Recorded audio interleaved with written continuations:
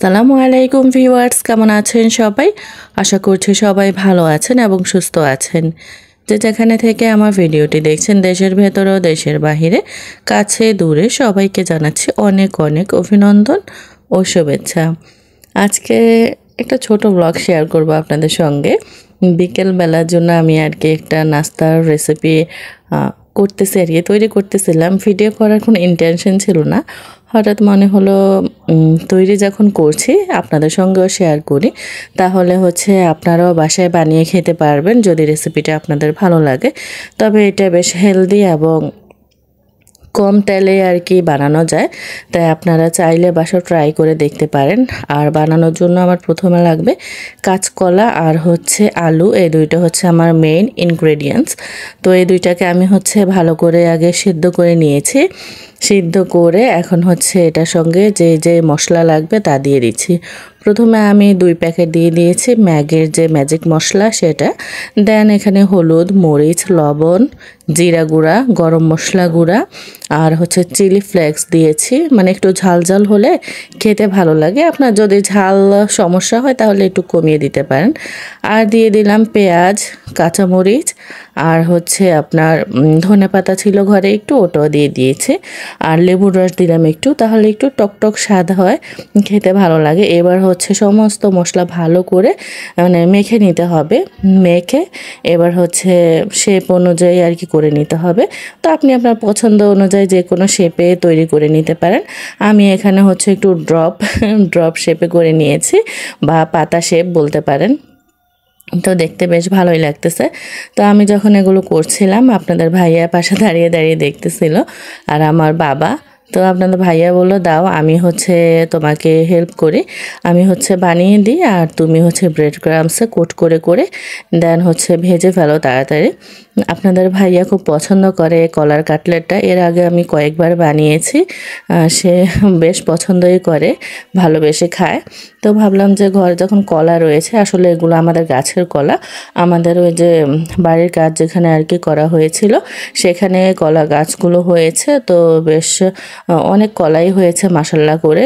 ওইখান থেকে কলা আনার পর আমার নানাদেরকে দিয়েছি, আর বাকি যেগুলো ছিল ওইগুলো তো ফ্রিজেই ছিল। এখন দেখি যে ফ্রিজে থেকে থেকেই পেকে যাচ্ছে, তাই ভাবলাম নষ্ট না করে কাটলেট করে নেই, তাহলে খাওয়া হয়ে যাবে।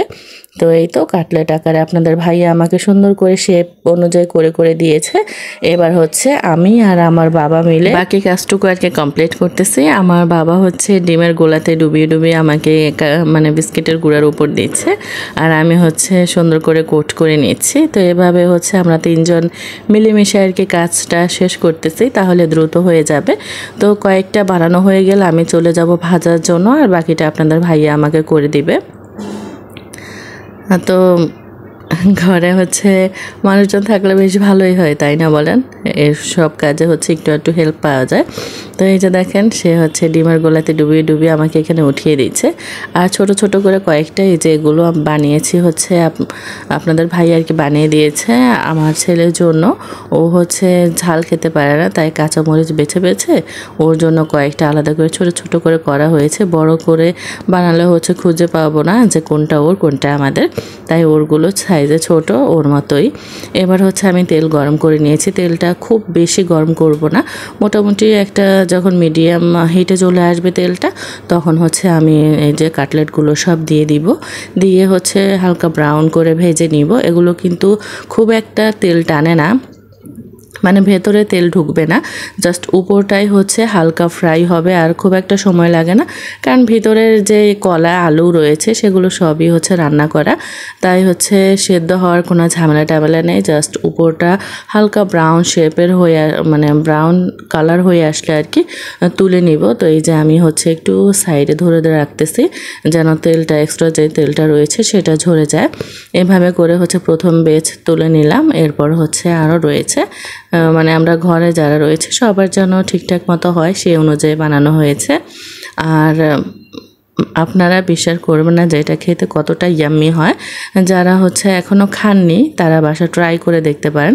অনেকেই হয়তো মানে ফিশ কাটলেট খেয়েছেন, তারপর চিকেন কাটলেট, বাট এইভাবে কলা দিয়ে বানিয়ে খেয়ে দেখবেন, খুবই মজা হয়। আমি একটা ভেঙে আপনাদেরকে দেখাবো খাওয়ার সময় ভেতরটা কত সুন্দর হয়। তো এই তো আমি সেকেন্ড ব্যাচ দিয়ে দিয়েছি ভাজার জন্য। এই যে আরও কয়েকটা এখানে বাকি রয়েছে, সেগুলো পরে ভেজে নিব। আর এখানে হচ্ছে একটু সুন্দর করে সাজিয়ে নিলাম।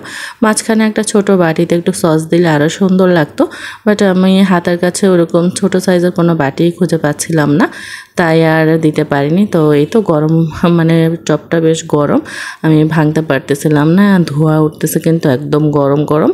মাত্র এই চুলা থেকে নামিয়েছি। এই যে দেখেন ভিতরটা কি সুন্দর। বাসা ট্রাই করতে পারেন, বাচ্চাদের জন্য খুব হেলদি, যেহেতু এখানে কলা রয়েছে, আলু রয়েছে, বাচ্চাদের জন্য বেশ ভালো হবে, কারণ কলায় প্রচুর আয়রন থাকে।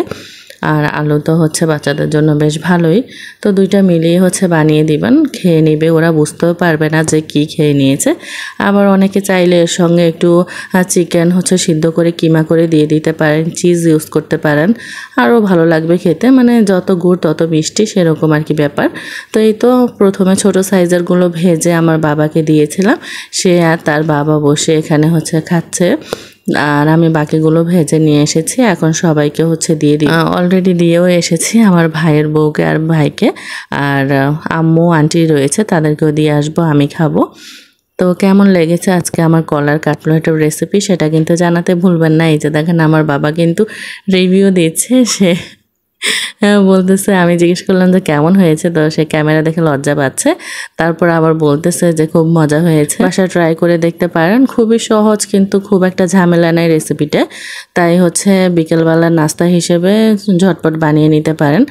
আর এটা হচ্ছে পরদিনের ভিডিও আর কি। পরদিন সকালে আমার ভাই হচ্ছে দেখেন ছোট ছোট 3-4টা হচ্ছে মুরগির বাচ্চা নিয়ে এসেছে, কি মিষ্টি আর কিউট দেখতে এগুলো।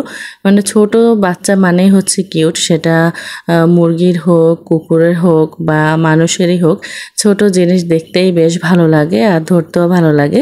তো এই যে দেখেন কি মিষ্টি আর সুন্দর দেখতে। তা আমার বাবা তো এগুলো পেয়ে আনন্দে আত্মহারা, মানে সে হাতে রাখবে না মাথায় রাখবে না বুকে রাখবে সেটা সে বুঝতেই পারতেছে না, মানে এরকম অবস্থা হয়ে গেছে। তো এনারা হচ্ছে আমাদের পরিবারের আবার নতুন সদস্য আর কি।